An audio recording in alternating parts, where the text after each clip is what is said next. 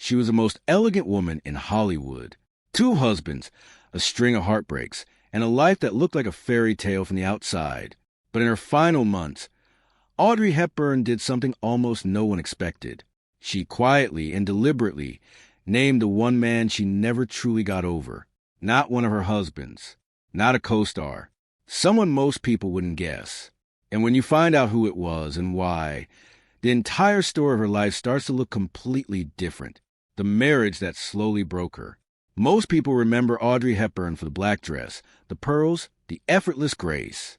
What they remember less is that for 14 years, she was married to a man who made her feel small.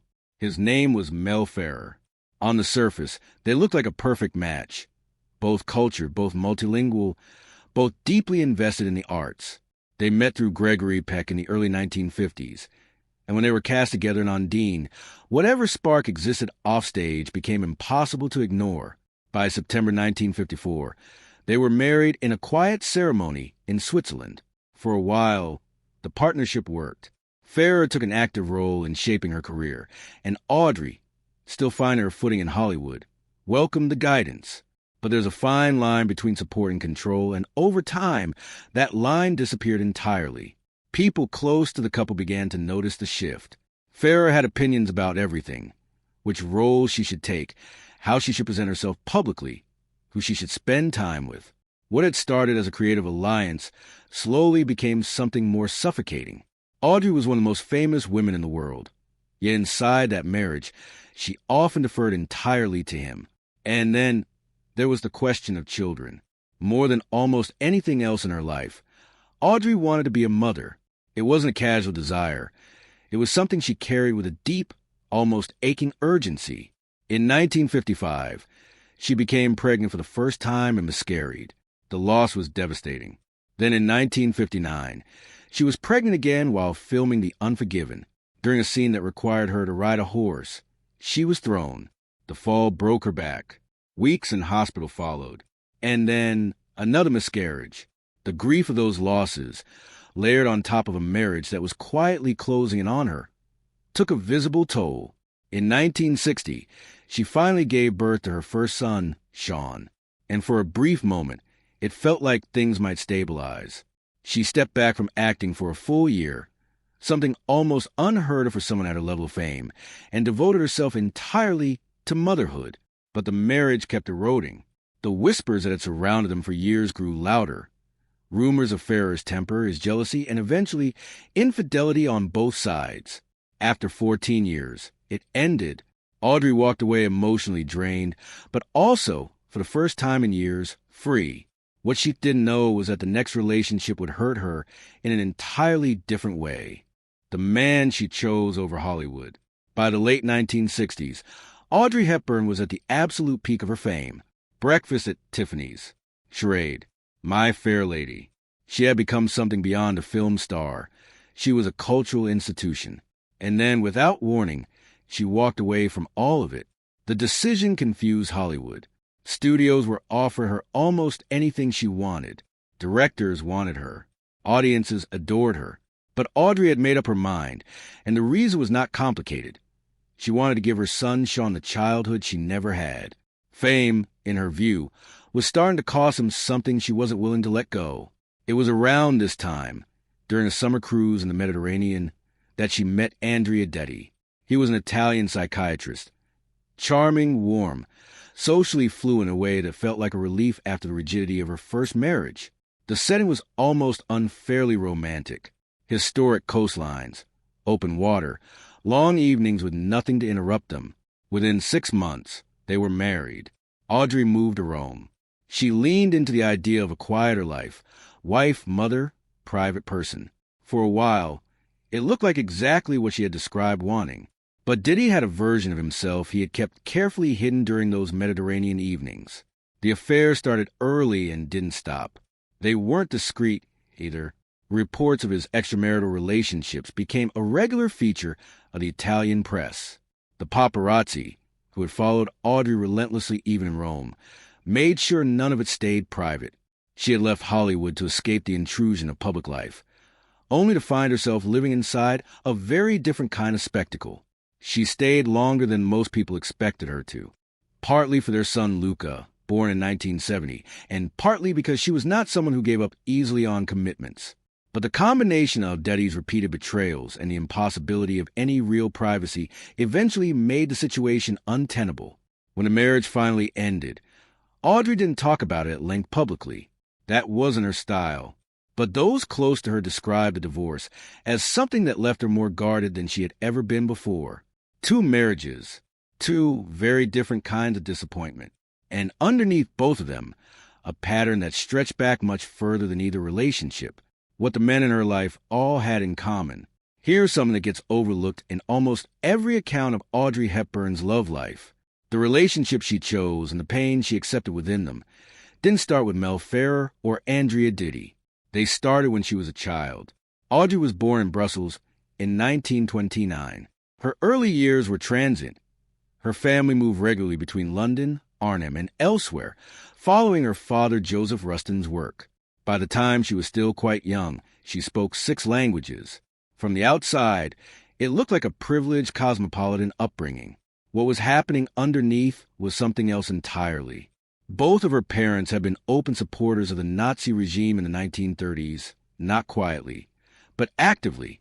They traveled to Germany, attended rallies, and aligned themselves publicly with its ideology. Then, in 1935, her father left.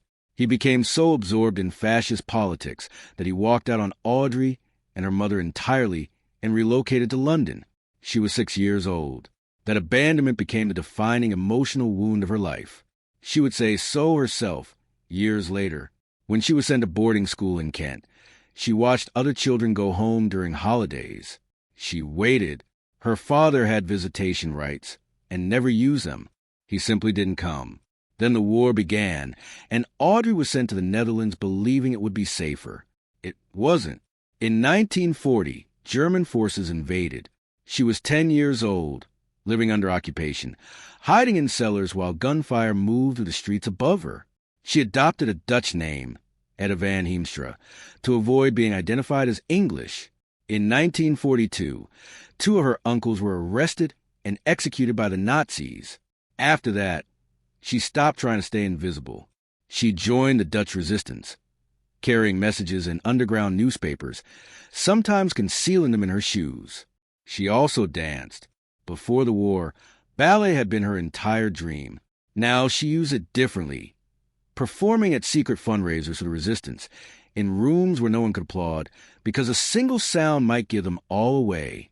By 1944, famine had swept through the Netherlands during one of the coldest winters on record. German blockades had cut off food supplies. Audrey's family ate tulip bulbs. Her health deteriorated. Malnutrition, anemia, respiratory illness. The girl who would later become one of the most photographed women of the 20th century was, at that moment, a starving teenager. When liberation finally came, a UNICEF worker gave her a chocolate bar. She never forgot it. Psychologists who have studied her life in depth have pointed to her father's abandonment as a lens through which almost everything else needs to be understood. The men she was drawn to tended to be older, authoritative, and in control. Ferrer fit that profile exactly. So, in a different way, did he? She wasn't naive. She was, in many ways, unconsciously searching for stability her father had taken with him when he left. And what made it more complicated was that she eventually found him. In the 1960s, using the Red Cross, she tracked down Joseph Rustin. He had been living in Dublin since 1939. The same year, he had driven her to the airport and sent her away. She approached the reunion, hoping for something. Warmth, perhaps. Acknowledgement. Some form of repair. What she found was a man who offered almost nothing in return. He was distant, indifferent. The reconciliation she had carried in her imagination for decades simply didn't happen. She forgave him anyway. More than that, she supported him financially for the rest of his life. The relationship nobody took seriously enough. Before her 2 marriages, before the heartbreak that defined her 30s and 40s, there was William Holden. It started on the set of Sabrina in 1954. The atmosphere was already uncomfortable before filming began. Humphrey Bogart had wanted the role to go to his wife, Lauren Bacall, and when the studio chose Audrey instead, he didn't disguise his resentment. He kept his distance, made his feelings known through silence and cold professionalism, and treated her as an unwelcome presence on a set he felt she didn't deserve beyond. Holden responded to her in the exact opposite way. From their first interactions, he was drawn to her completely. The chemistry between them was not manufactured for the cameras. It was real, and everyone around them could see it. Their connection deepened quickly, and what began as closeness during production became a full romantic relationship behind the scenes. For a brief period, it was genuinely intense. Holden fell hard. He asked her to marry him. Audrey said no. The reason was not complicated, but it was final. She wanted children, and Holden had already undergone a vasectomy.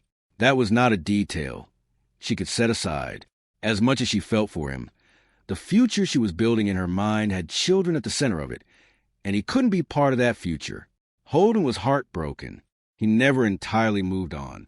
What's interesting in retrospect is where Holden fits in the larger story. He wasn't the man who broke her, but he was the one who showed, perhaps more clearly than anyone else, just how much she guarded herself after being hurt. She felt something real with him. She walked away anyway, because she had learned, early and painfully, that wanting something and trusting someone with your future were two entirely different things. The quiet life, the final love, and the name she never stopped saying. After the divorce from Andrea Detty, Audrey Hepburn did something that surprised people who expected her to return to the screen with renewed energy. She went quiet, not in a temporary way. In a considered, deliberate way. She moved to a farmhouse in Tolkienaz, Switzerland, a place she called La Paisible, which translates simply to the peaceful one. The name was not accidental. She turned down major roles. She avoided the social circuit.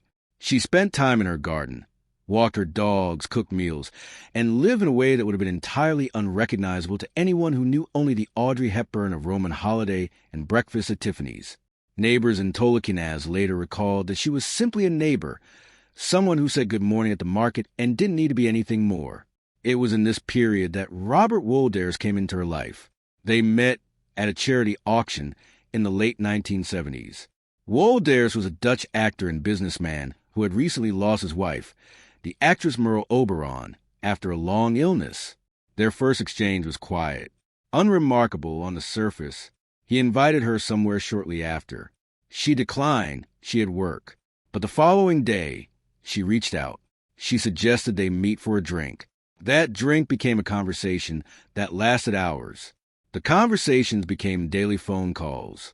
The phone calls became something neither of them had expected. What they built together was not glamorous. That was precisely the point. Both had lived through enough loss, enough public exposure, enough relationships that had asked them to be something other than themselves. What they offered each other was simpler than anything either had experienced before. Steadiness, respect, a shared preference for the unhurried and the real. They never married formally. Audrey didn't feel the need. She introduced him as her husband, not because the paperwork existed, but because in every way that mattered to her, the commitment was already complete. For over a decade, they shared La Paisible, its garden, its rhythms, its silence. Then, in 1988, at a UNICEF concert she attended simply as a guest, Audrey found herself standing on a stage, speaking without a script about hunger, about occupation, about what it meant to be a child in wartime. A senior UNICEF official was in the audience. By the end of the evening, he had offered her a full ambassadorship. She accepted, and the years that followed took her to Ethiopia, to Sudan, to Bangladesh, to El Salvador, some of the most difficult environments on earth. She sat with children in conditions that mirrored what she had lived through in the Netherlands 50 years earlier. Those who accompanied her on these missions consistently noted that she didn't treat it as an obligation. She treated it as something unfinished, a debt she felt she owed to the version of herself that a UNICEF worker had once handed a chocolate bar to after liberation. Wolders traveled with her on many of these missions. He was present not as a companion managing a celebrity schedule, but as someone who simply refused to let her do the hardest parts alone. In 1992, after returning from a humanitarian trip to Somalia, she began experiencing severe abdominal pain. Testing in Los Angeles revealed pseudomyxoma peritonia, a rare and aggressive form of cancer originating in the appendix. Surgery was performed quickly, but the disease had already spread too far. The diagnosis was terminal. She absorbed that news the way she had absorbed most difficult things in her life, without visible collapse. Those around her in those final months spoke about her composure in terms that made it sound almost unsettling, because it was so complete. What she expressed most was not fear of death, but regret about the work she would leave unfinished. She had one request: to go home. She was too fragile to travel commercially. It was Hubert de Givenchy, her friend of nearly 40 years, the designer who had clothed her through the most iconic chapters of her public life, who arranged a private jet and made the journey possible. She arrived home to La Paisible.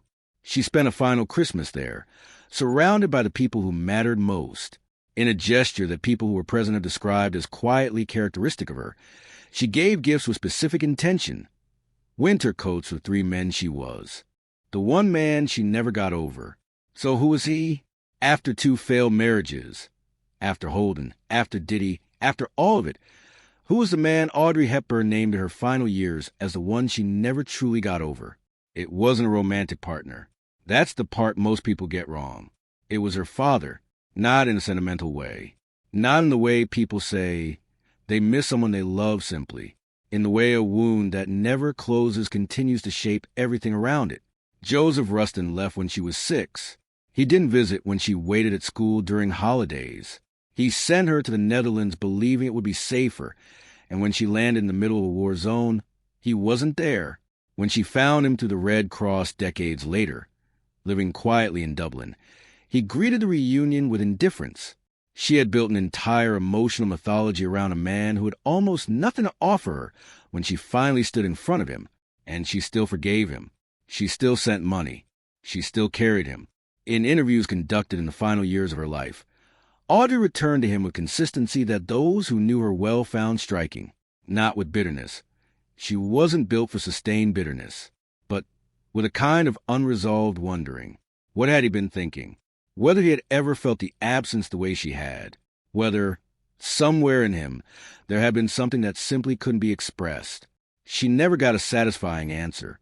He died without giving her one. Those who have studied her life in depth, including the biographers who were granted access to personal correspondence and the accounts of people close to her in Switzerland, have made the case that every major romantic decision she made traces back to that original absence. The older man, the authoritative figures, the willingness to stay in relationships well past the point they had stopped working. Even the way she devoted her final years to UNICEF, specifically to children in crisis, children who had lost the structures they depended on, carried the shape of something personal. She once said, in one of the most quoted lines from her later interviews, that she believed the best thing you could leave your children was the feeling of being loved. It was a simple statement, but given everything she had lived through and everything she had spent her life searching for, it was also something more. It was the thing she had needed most and received least. And she spent the rest of her life, through her work, her parenting, and ultimately her humanitarian missions, trying to get to others. Robert Wolders, who knew her better in her final decade than almost anyone, said afterward that what struck him most about Audrey was not her beauty or her talent. It was her capacity for forgiveness, not the easy kind, the kind that requires you to continue loving someone who gave you almost no reason to. She never stopped loving her father. She never stopped grieving him, either. And in that paradox, that long, unresolved grief for the first man who was supposed to stay, is perhaps the truest thing anyone has ever said about who Audrey Hepburn really was. It's time to hear from you in the comments below. What are your thoughts about what's been revealed? If you enjoyed this video, be sure to like and subscribe to our channel. For more interesting stories like this, be sure to click on the next video that pops up on your screen. You never know what you'll discover next.